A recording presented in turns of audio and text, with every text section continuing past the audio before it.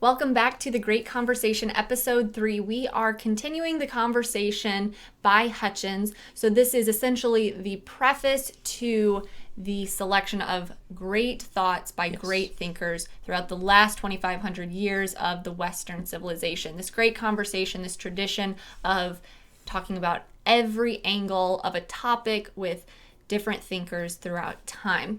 So we have quite a few different topics that we are talking about today as we have finished out the great conversation. We're talking about the disappearance of liberal education. So why is it not a part of our schooling as we grow up? We're talking about the empirical science, the scientific method, how now we kind of have this thought process that if an idea cannot be tested against the scientific method, then it's really not a valid question and we should kind of just throw it out. We're talking about education for all, if we all really can have a liberal education, how this education needs to continue into adulthood, and then really the republic of knowledge, how we all should have the ability to have this knowledge, and then how we bridge that gap between Western civilization and the East. Yes. So it's a lot we're talking about today. There's definitely a lot we're covering today. I'm going to fix the mic a little bit, get a little more audio up here. There's a lot we're covering today, but we wanted to finish off this installment and get into the great books, truly get into the great books, and that'll be the next episode. We'll be diving into Homer. So we just wanted to finish things up here, dive into the actual great books, but it's so important to cover the why and what is happening up into this point and why we're seeing the great books or not seeing the great books any longer in Western culture as predominantly as they were up until this point in the past 50 years. Yeah, so the disappearance of liberal education, we are post-industrialization. Now even in 2021, we have computers and machines to do pretty much all of the work. We as humans have to run the machines and we put the brains behind it, but we have so much technology. And the thinkers, obviously Hutchins was in 1950s writing this, and he did not have as much technology even as we do today. But the thinkers in that time were asking the question, are the great books still relevant? We have all this technology. Our problems are different today. Are the great books relevant? Well, I think the question of are the great books relevant is the question of do we need the great books to function in society? I think that's the question that people are really asking. Do they inform our approach to how shall we then live, so to speak? And if you just kind of remove yourself from the great books and the fact of do you need to know about philosophy and history and where we came from, then you can quickly, without thinking, write off the great books because you don't necessarily see everyday impact of the great books if you're not looking for it. Right. But if we really separate ourselves from the machines of we are more than machines, we are more than just the hands that we put to work and can complete a job for a company and if make we're more them valuable than the production of our acts. That I am a person in and of myself, I'm a human being with a brain and desires and questions of my own, that's when the great books really come in and add value, and we are really feeling the absence of them because we as humans are struggling with so many different things today that historically, physicians might say, well, we just didn't have that data, whereas others might say, no, we have increased anxiety, increased depression. More and more people are asking, what is the purpose? Why am I here? Do I have any value other than just to sit and be entertained by a screen or whatever it might be that we're entertained by? We're missing the answers to these questions. And so really it boils down to, that looks a lot better. Really what it boils down to is, where do we find those answers? And that is the great conversation that has been put aside, and people are lost without the answers, not knowing that there's been 25 centuries of answers and conversations that have been taking place. Right. And so we have lost this community that the great books really create for mankind. And so we really have the disappearance through our education system, and we have this just ideology of we don't need them because we have something else. And that what is the something else? That leads us to kind of the next topic is that, so we talked about in a previous episode that schooling really is focused now on more the training of what is that child going to do when he gets out of school. So the vocation. How is he what's going the to make an income? contribution? Yes. Okay. And so that's a huge part. But then there is other schooling happening. Obviously, kids don't just go to school and talk about what they're going to be when they grow up all day long. And that's really where the scientific method comes into play. And that is where the mindset is of schooling today, is everything is kind of based around the fact that if it can be tested, if it is observable and testable and repeatable, then it is worthy of education. It is worthy of being taught in the schools. And so we have this empirical science that everything has to measure up to that. And so when we pull in the great books, we don't really see a connection there. And so we have educators saying, okay, they're not necessary So anymore. let's step back. Where does that come from? The scientific method obviously comes from science. And why is that a good solution in science? And why is that not a good solution in the great books? Right, because the scientific method is completely valuable. We want to add that to the great conversation. We're not sitting here saying, okay, the great books are valuable, but we really just should question the scientific method. No, it's an addition to the great conversation. Our scientists of today have obviously learned something that is valuable to the great conversation. So it's more the question of like, why don't we have both? Why don't we continue the great conversation, learn from our historians and our poets and our philosophers and our mathematicians and our scientists of the past that maybe didn't understand exactly how empirical science should work, how to test things against the scientific method, but they obviously had a huge contribution to where we are today in the building block. And so we're here with the scientific method and we should continue to use it. But that doesn't mean that other questions that can't be put up against the scientific method are not valid.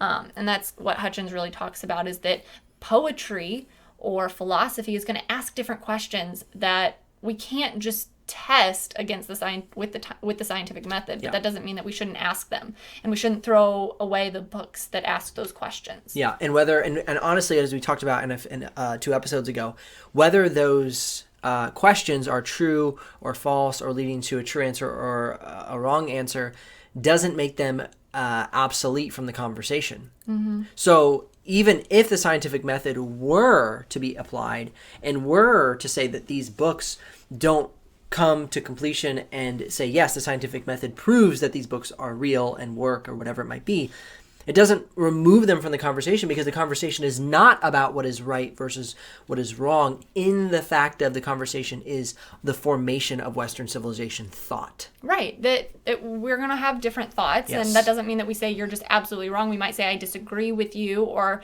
consider this, or maybe this works better. But yeah, we're not just going to throw out those thoughts because maybe we have discovered something that is more truth than what they had at that time. Yeah. And I love what Hutchins talks about in this chapter specifically, that the scientist of today really needs to be a liberal artist. And to become an excellent liberal artist, you have to study liberal works. Yeah. And the reason that you need to be an excellent liberal artist is because collecting data in the science world is not enough. Well, that just means that you collected data.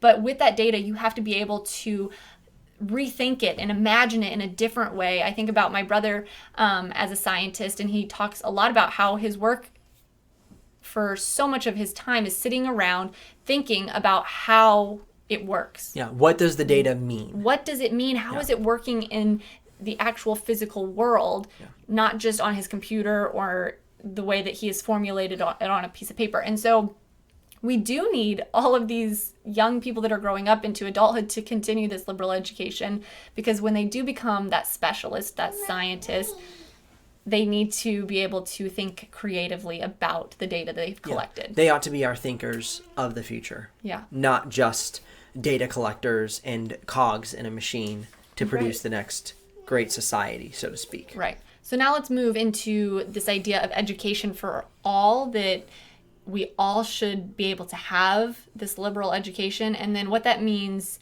from childhood. Does that start young, and then does it move on to the rest of life?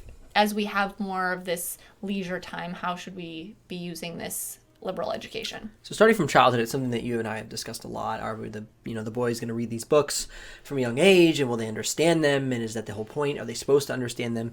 And Hutchins talks about the fact that they will not understand everything. They haven't had all the life experiences that you might have as an adult. When you go and you read Macbeth, as he mentioned, you're going to have far more appreciation of it as a married person who's working a job, contributing to society, going through the struggles of life, than you would as, an 8 to 10-year-old child who has not had to provide and cultivate the land, so to speak, be it your job.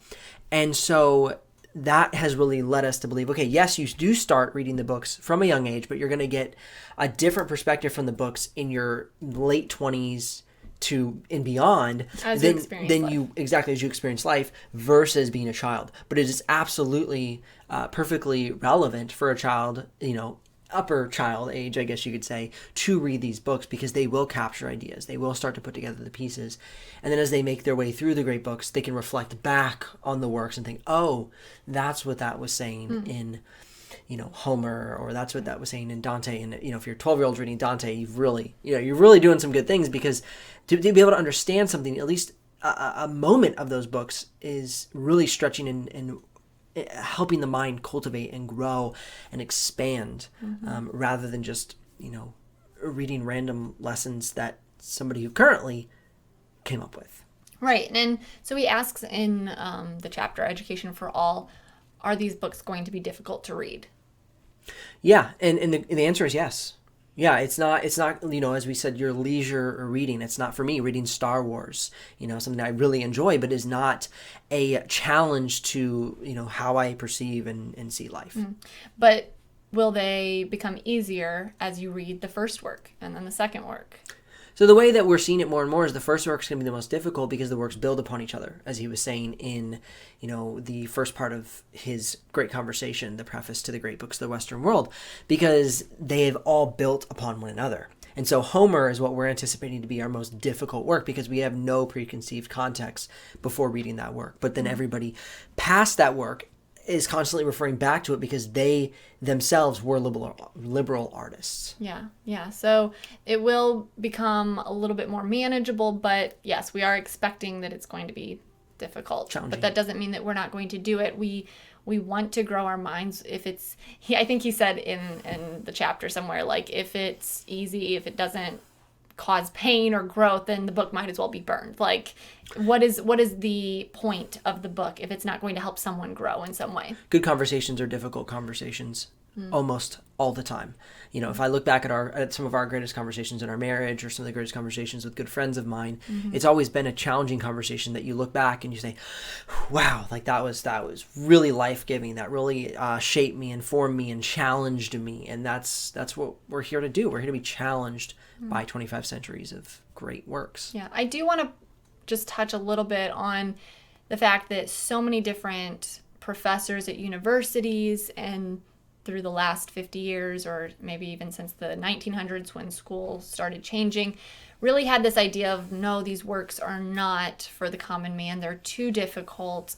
We're going to have to break them down and maybe just write a textbook about them. Explain them. Yeah, explain, talk about the author. I mean, these were great thinkers of the time. They had the great ideas, and they were teachers. And so when we actually read them, we're going to discover that, no, we can't understand them. But I do want to read the line from page 48 about, it was by T.S. Eliot.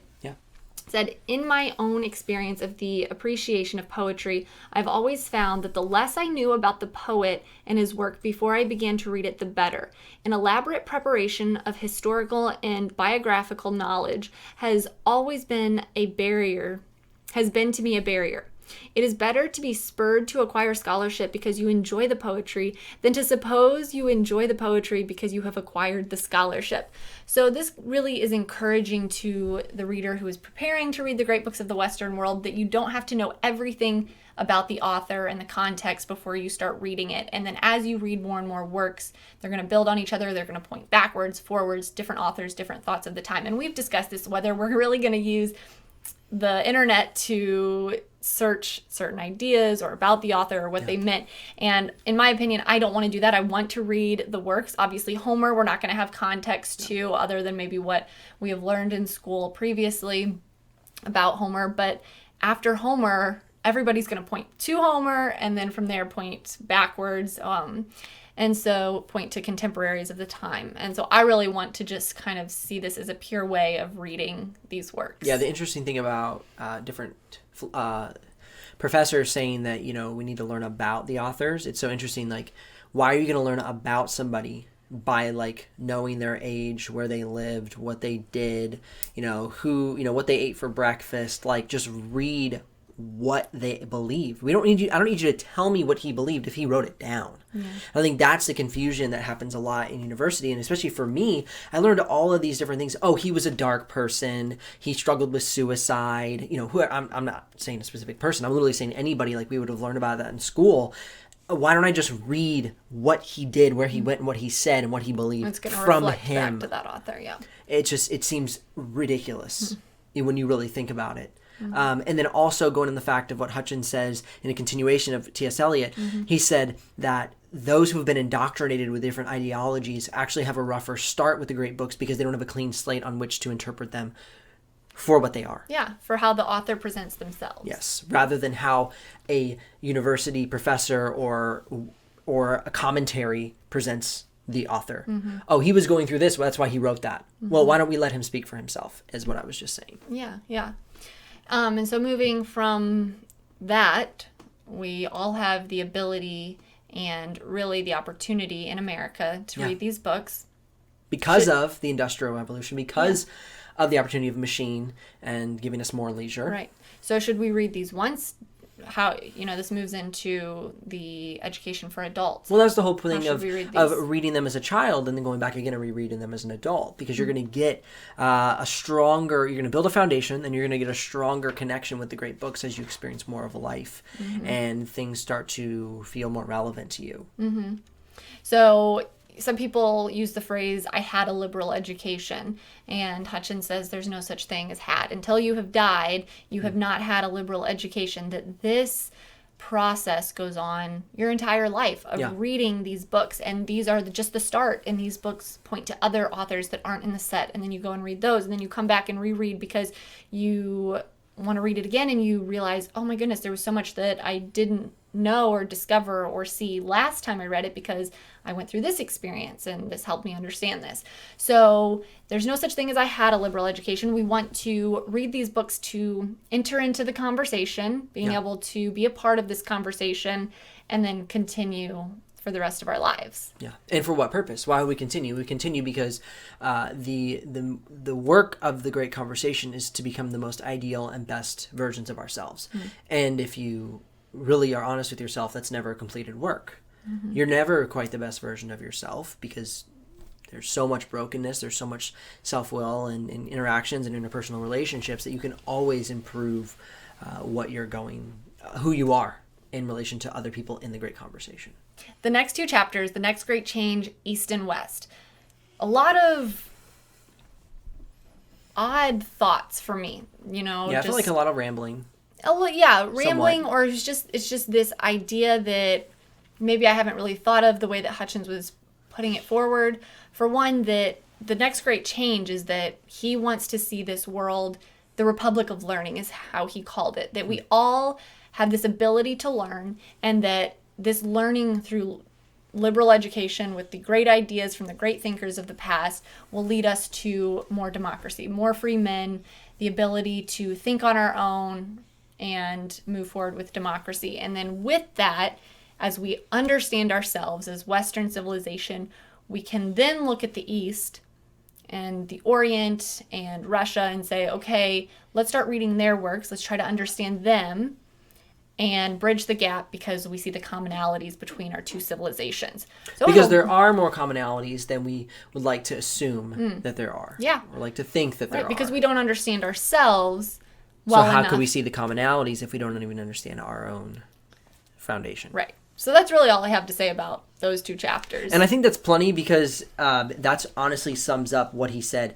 And he said it in a number of different ways. And next we move on to a letter to the reader. And so this is kind of a final proposition of how to read the books, what to get out of the books, and what he wanted to leave you with before diving into the actual books. Yeah. And really just to say that we want to read these books as children, but to read them as children and to never read them again as an adult is to never understand them, is how he said it. Yeah. That for us, we want our children to read these with the understanding that they will read them again and again and again and understand them as they grow older. And the same with us. Yeah, and leads to my favorite line, which is something we've kind of touched on a few times here. But he says, since the suggestions of the great books is infinite, we cannot get to the end of them. We cannot say we understand these books in the sense that we are finished with them, what they have to teach us. The question for you is only whether you can ever understand these books well enough to participate in the great conversation, not whether you can understand them well enough to end the great conversation. So the purpose is not, all right, boys and girls, we're done. Throw them away. No need. We've achieved. We now have our modern ideas and our modern ideologies. We learned enough from the great books. We're going to put them in the closet and move forward. We have nothing to learn from the past 25 centuries. It's not the purpose of the great conversation. These are something that continues to be fostered and read and inform our day because it is all that's built the Western civilization and the ideas and all that's moving forward. Sounds good. I'm ready. All right. We'll see you guys in the next episode. We're actually going to talk about a few reading plans and how you can read the great books of the Western world. I know we said we're jumping right into Homer, but we're going to cover that real quick in the next episode and then dive into Homer.